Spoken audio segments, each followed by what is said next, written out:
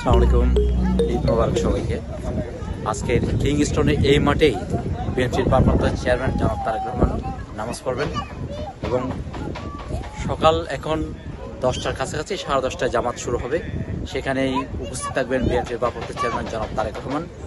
তারেক রহমানের আসার আগে কিন্তু ইতিমধ্যেই প্রায় শত শত নেতাকর্মীরা ইতিমধ্যে হাজির হয়েছেন কিংস্টনের এই ফুটবল মাঠেই। এখানেই কিন্তু গত যে ঈদ উল ফিতরের নামাজ সেখানে তারেক রহমান এখানে নামাজ পড়েছিলেন।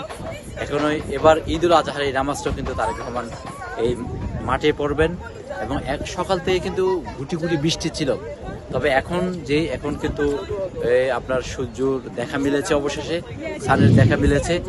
এখন পর্যন্ত সবাই ওয়েট করতেছে তারেক রহমান কখন আসবেন। ইতিমধ্যেই অনেক নেতাকর্মীরা হাজির হয়েছেন যে তারেক রহমানের জন্য। তারেক রহমান এই মাঠে নামাজ পড়বেন এবং নামাজ পড়ার পর তারেক রহমান সবার সাথে হয়তো দেখা করবেন, সবার সাথে হাত মিলাবেন, সেই অপেক্ষায় সবাই এখানে আসেন।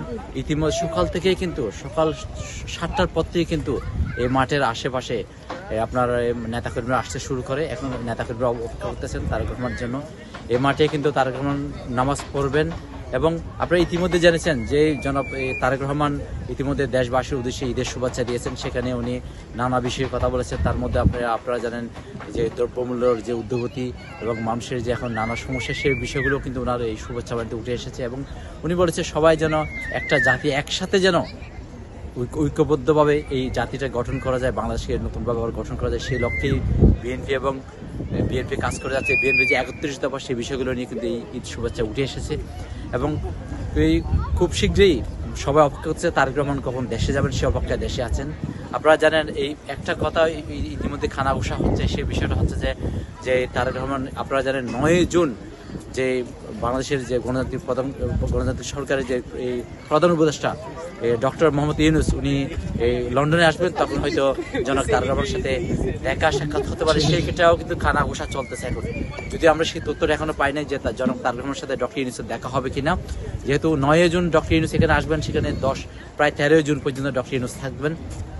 এর ভিতরে কিন্তু তারেক রহমানের সাথে দেখা হবে কিনা সে বিষয়ে কিন্তু নানা সংশয় আছে। তবে অনেকে বলছেন দেখা হবে, অনেকে বলছেন দেখা এটা হওয়া সম্ভব না।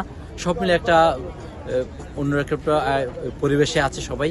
তবে এখন পর্যন্ত নেতাকর্মীরা উপস্থিত আছেন। নেতাকর্মীরা তারা বিএনপির যে নেতাকর্মীরা তারা সকাল 7টা থেকে উপস্থিত হয়েছেন যে এক নজর তারেক রহমানকে দেখার জন্য এবং তারেক রহমানের সাথে নামাজ পড়ার জন্য এই কিংস্টনের মাঠে, যেটা ফুটবল মাঠ, সেখানে তারেক রহমান নামাজ পড়বেন।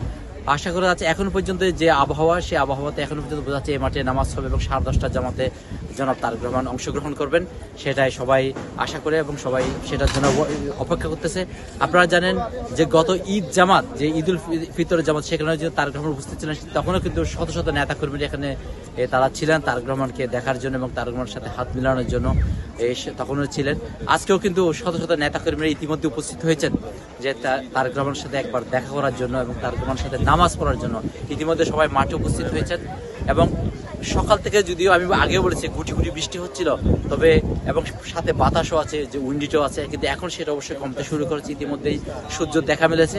আশা করি আমরা মনে করি সবাই সুন্দরভাবে নামাজ পড়তে পারবে এবং সবাই ইতিমধ্যে তারেক রহমান উপস্থিত থাকবেন এবং আমরা তারেক রহমান আসার পর সেই তথ্যগুলো আপনাদেরকে জানাবো।